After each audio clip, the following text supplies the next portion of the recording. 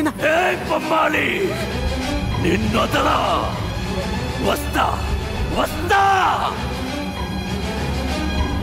మొత్తం ఇదిగో ఇదే ప్యాలెస్. నవాబ్ ప్యాలెస్ అంటారండి. అది ఇప్పుడు పురాతన కాలం నాటి ప్యాలెస్ ఇది. కానీ కాలం తిరిగే కొద్దీ ఆ నవాబులు తరాలు తగ్గిపోయాయి. కోటలోని జీవితం నిశ్శబ్దమైంది. ఒక్కో గది తాళం వేసుకుని చీకట్లో మునిగిపోయింది. పురాణాల ప్రకారం, శాస్త్రం ప్రకారం నమ్మదగినవిగా ఉన్న మనకు కనిపించే నంది మాత్రం కాలక్రమేణా స్తంభాలని సైతం జరుపుకుంటూ పెద్దదవుతుంది. ఈ గుహల నిర్మాణం మనుషులు చేసినవి కావని జియాలజీ చెబుతుంది. అయినా వంపులు, మూలలు, మెడిటేషన్ పోస్చర్కు సరిగ్గా సరిపోయే రాక్ ప్లాట్ఫామ్స్ అన్నీ కూడా అసాధారణంగా సెట్ అయ్యి.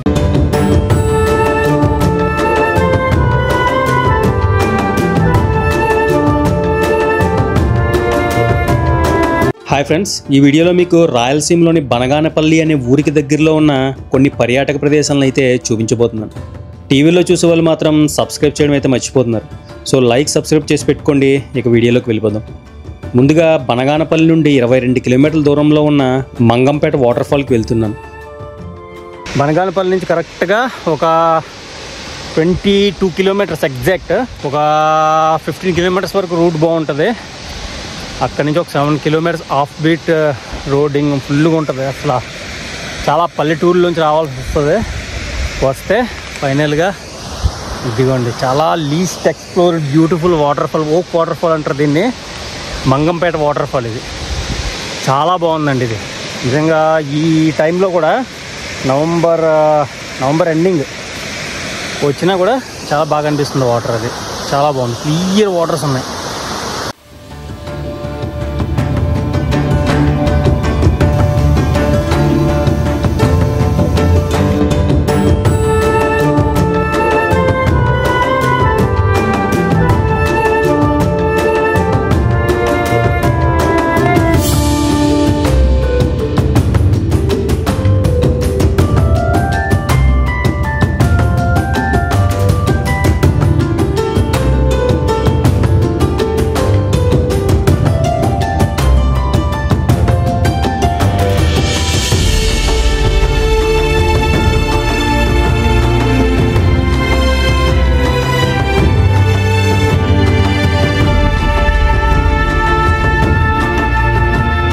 అక్కడ నుండి యాగంటికి వెళ్ళే దారిలో అరుంధతి కోట అని పిలువబడే నవాబ్ ప్యాలెస్ని అయితే ఇప్పుడు మీకు చూపించబోతున్నాను.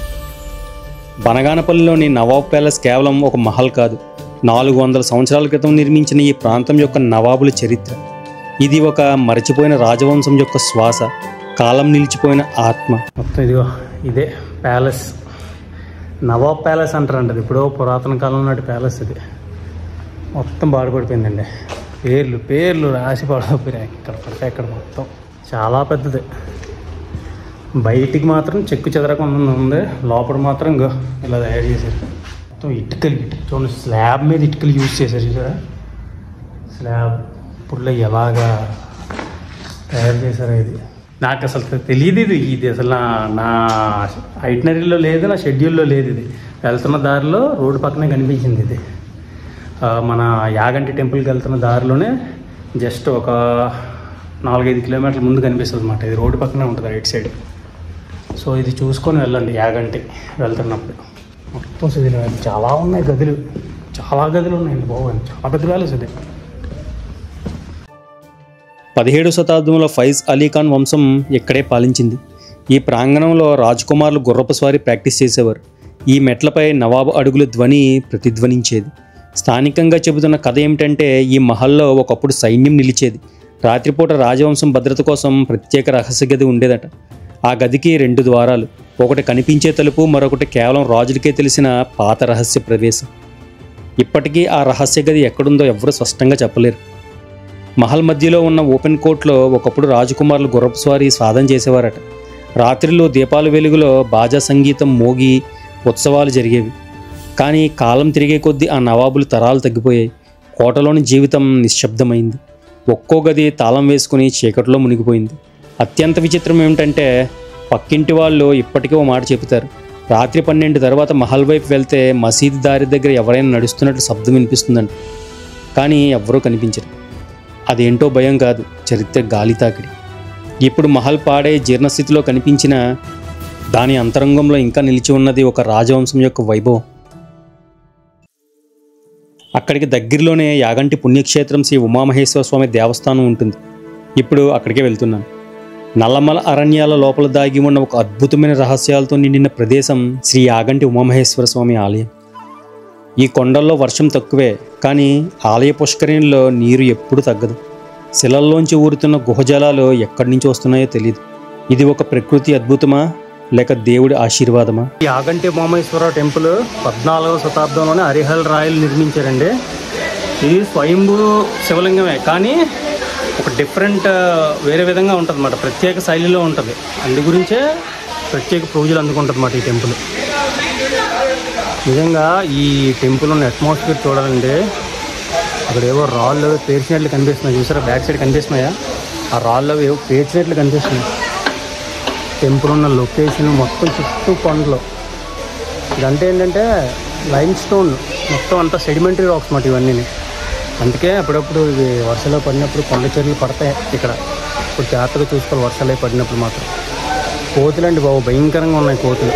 అస్సలు చలించట్లేదు. ఏం కవర్ చూసేయా లాక్కుని వెళ్ళేదా వదలట్లా. యాగంటి గురించి మాట్లాడుతున్నప్పుడు మనం మాట్లాడేది కేవలం ఒక ఆలయం గురించి కాదు, వేల సంవత్సరాలుగా శిలల్లో దాగి ఉన్న ఒక మహాశివతత్వం గురించి. పురాణాల ప్రకారం అగస్త్య మహర్షి శివలింగాన్ని ఇక్కడే స్థాపించాలనుకున్నాడు. కానీ ఆయన ప్రతిష్ఠించే ప్రతిసారి శిలల మధ్య నుండి శివలింగం పైకి ఎగిసి వచ్చేదట. అందుకే ఈ ప్రదేశానికి మొదట ఏగంటి అని పేరు వచ్చింది. అంటే పైకి లేచే శివశక్తి అని అర్థం. కాలక్రమేణా యాగంటిగా మారింది.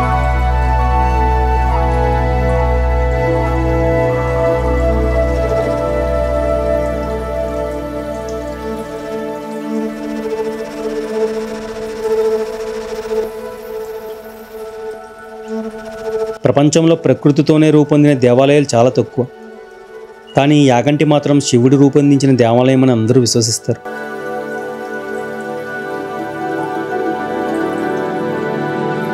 ఇక్కడ ఉన్న నంది రోజురోజుకు పెరుగుతూ ఉండడానికి 2 కథలు ఉన్నాయి. పురాణాల ప్రకారం శివుడు తిరిగి భూమిపై అవతరించినప్పుడు నందిపై స్వారీ చేస్తాడట. ఆ సమయానికి నంది పరిమాణం ఆ స్థాయిలో ఉండదనేది ఒక కథ అయితే, సైంటిఫిక్గా నంది శిల పరిమాణం మలినేషన్ అనే ప్రాసెస్. అంటే ఈ నంది లైమ్ స్టోన్తో తయారైంది కాబట్టి దాని సర్ఫేస్ కంటిన్యూస్గా మాయిశ్చర్ని, మినరల్స్ని అబ్జర్వ్ చేసుకోవడం వలన ఎక్స్పెండ్ అవుతుంది. పురాణాల ప్రకారం, శాస్త్రం ప్రకారం నమ్మదగినవిగా ఉన్న మనకు కనిపించే నంది మాత్రం కాలక్రమేణా స్తంభాలని సైతం జరుపుకుంటూ పెద్దదవుతుంది. సాధారణంగా శివాలయాలు కొండపై ఉంటాయి, కానీ యాగంటి మాత్రం కొండల మధ్యలో గుహాకార ప్రదేశంలో ఉండటం వల్ల శబ్దం మల్టిప్లై అవుతూ ఉంటుంది. ఇది ఓ డివైన్ రివర్బ్ని సృష్టిస్తుంది. పక్కనే గుహలో ఉన్న వెంకటేశ్వర స్వామి ఆలయం కూడా ప్రకృతి ప్రేమికులను చాలా దగ్గర చేస్తుంది.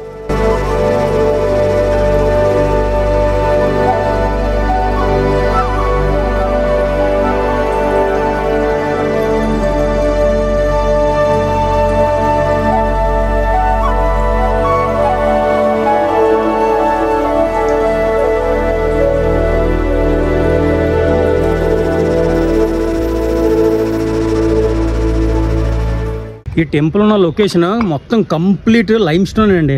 మొత్తం లైమ్ స్టోనే. మంగంపేట వినే ఉంటారు, మంగంపేట సున్నపరాయి గనులని. ఆ సున్నపరాయి అంటే ఇదే లైమ్ స్టోనే. చూసారు, మొత్తం లేయర్ బై లేయర్ ఉంటాయి. ఇవన్నీ ఏంటంటే ఎక్కువ సిమెంట్ ఇండస్ట్రీలో యూజ్ చేస్తారన్నమాట. మెయిన్ సిమెంట్ ఇండస్ట్రీకి రా మెటీరియల్ వచ్చేసి లైమ్ స్టోనే. సో అందు గురించే ఈ లొకేషన్ మొత్తం సెడిమెంటరీ రాక్ అన్నమాట. లైమ్ స్టోన్ అనేది సెడిమెంటరీ రాక్. సెడిమెంటరీ రాక్ ఏంటంటే లేయర్ బై లేయర్ ఫామ్ అవుతుంది అన్నమాట. ఆ ఫామ్ అవుతున్నప్పుడు ఏంటంటే చాలా వరకు డిస్టర్బెన్స్ ఎక్కువ ఉంటాయి, అంటే అన్సెటిల్డ్గా ఫామ్ అవుతూ ఉంటాయి అన్నమాట. అందు గురించి అవి డేంజర్ రాక్స్ అవి. ఈ ఏరియాలో, ఈ టెంపుల్ ఏరియాలో ఫామ్ అయ్యాయి కాబట్టి కొద్దిగా జాగ్రత్తగా ఉండాలి. ఎందుకంటే రాళ్ళు పడుతూ ఉంటాయి, పైన కొండ చర్యలు అవి పడుతూ ఉంటాయి. ఇవన్నీ మొత్తం లేయర్ బై లేయర్ ఉంటాయి అన్నమాట. అందు గురించే వర్షాలు అవి పడినప్పుడు వాటర్ వాటికి వెళ్తున్నప్పుడు ఒక లేయర్ నుంచి ఇంకో లేయర్కి బైండింగ్ సబ్స్టెన్స్ ఉంటుంది కదా, ఆ బైండింగ్ స్టెప్స్ నుంచి ఎప్పుడైతే వాటర్ కొట్టుకొని వెళ్ళిపోయిందో ఆ రాయి అక్కడి నుంచి అక్కడ స్లైడ్ అవుతుంది అన్నమాట.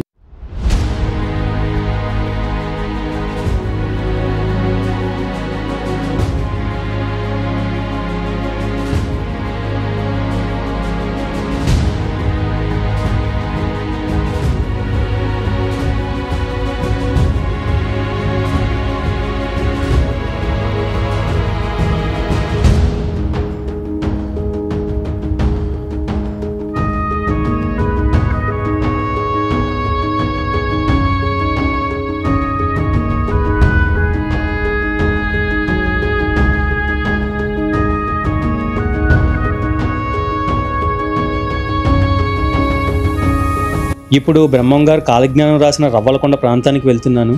ఈ ప్రదేశానికి ముందుగా ఒక బావిలో నుంచి క్రిందకి దిగాల్సి ఉంటుంది.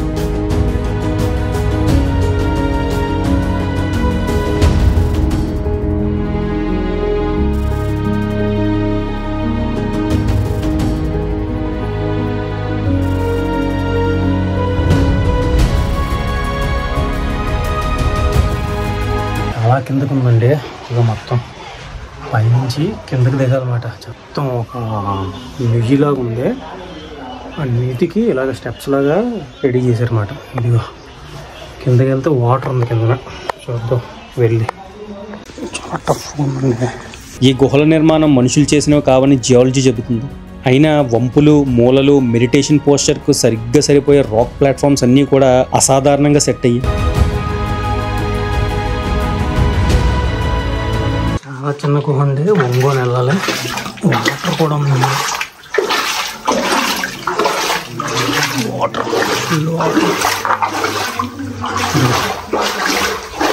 రవ్వలకొండ సముద్ర మట్టానికి ఎత్తుగా ఉండే ఒక రహస్య శిలా నిర్మాణం. ఇక్కడి సహజ గుహల్లోనే శ్రీ పోతులూరి వీరబ్రహ్మేంద్ర స్వామి దశాబ్దాలుగా తపస్సు చేసినట్లు స్థానికులు చెబుతారు. స్వామివారు ఉపయోగించిన కొలను అంట. ఇందులోనే స్నానాలు చేసేవారండి ఆయన. స్వామివారు ఉపయోగించిన కొలను అని రాసింది. శ్రీశైలానికి దారి అంటే శ్రీశైలం దారి ఉందా గుహలో నుంచి? వెళ్ళి దారి అంట.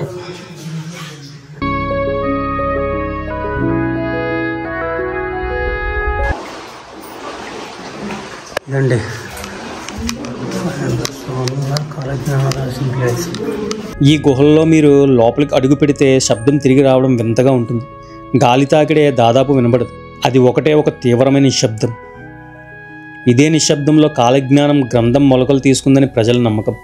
ఇక్కడ కొందరు పెద్దలు చెప్పే కథ ప్రకారం వీరబ్రహ్మం గారు ఈ గుహల్లో కూర్చొని భవిష్యత్తు గురించి వ్రాసిన కాలజ్ఞానం శక్తిని ఇప్పటికీ రాయిలు ధరించాయని అంటారు. మన కాలాన్ని దాటి ఇంకా రానున్న సంఘటనలను స్పష్టంగా చెప్పిన ఆ గ్రంథం ఎలా రాయగలిగాడు? అతను టైంని దాటాడా? లేక ఈ శిలల్లో ఏదైనా కాస్మిక్ ఎనర్జీ ఉందా అన్నది ఇప్పటికీ ప్రశ్నగానే ఉన్నది. ఆరు బయట అన్నదాన కార్యక్రమం.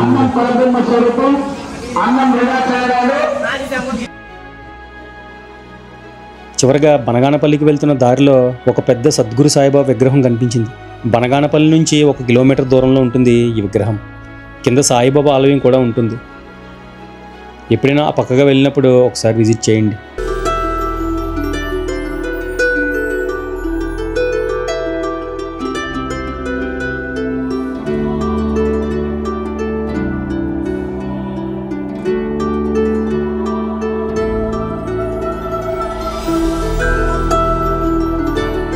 ఫైనల్గా బనగానపల్లి ఊరి గురించి చూసుకున్నట్లయితే రాయలసీమలోని చిన్నపట్నం అని అనుకుంటే పొరపాటు. చరిత్రను శాసించిన నవాబుల జ్ఞాపకాలు, రాజమహల్ ఆడంబరం, ఆంధ్రప్రదేశ్కు మామిడి పరిమళాన్ని పంచిన నేల ఈ బనగానపల్లి.